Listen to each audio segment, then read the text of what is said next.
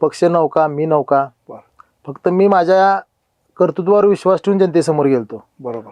पण ह्यांनी सगळ्यांनी जो एक डाव रचला आणि त्या डावामध्ये माझा बळी गेला. बरं. पण मी आता एवढंच सांगेन, जास्त बोलणार नाही. वक्त सबका आता आहे. बरं. वेळ सगळ्यांची येणार आहे. बरोबर.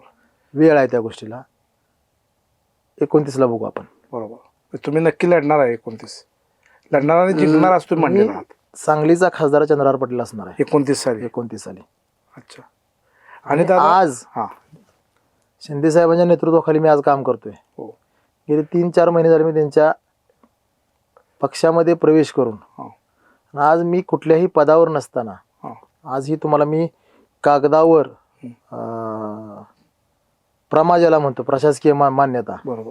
मिळालेली 45 कोटीची कामं तुम्हाला आज दाखवू शकतो, की जी मी सांगली लोकसभा मतदारसंघासाठी मंजूर करून आणले. शिंदे साहेबांच्या माध्यमातून एकनाथजी शिंदे साहेब असतील, उदयजी सामंत साहेबांच्या खात्यामधून, बरं. संजय शिरसाट साहेबांच्या खात्यामधून, बरोबर. त्याच पद्धतीनं शंभूराजे देसाई पर्यटनमधून बरोबर. 45 कोटीचा आकडा आज माझ्या एकट्याचा आहे.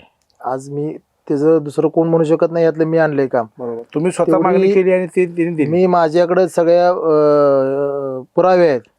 बरोबर. उद्या कोणी त्या कामाचं श्रेय घ्यायला नाही, कोणी आडवं पण यायचं नाही, म्हणजे आजच सांगून ठेवतो. बरोबर. म्हणजे तुम्ही आधीच काम चालूच केले. हा, मग आता ही झालाय 45. येणार 5-6 महिन्यामध्ये मी आहे ना, जनतेसमोर जातो ना पुढं. बरोबर. माझा आकडा कितीचा आहे, बरोबर. विरोधकांचा किती आहे, जे आज सत्य म्हणजे पदावर आहे त्यांचा, बरोबर. हां.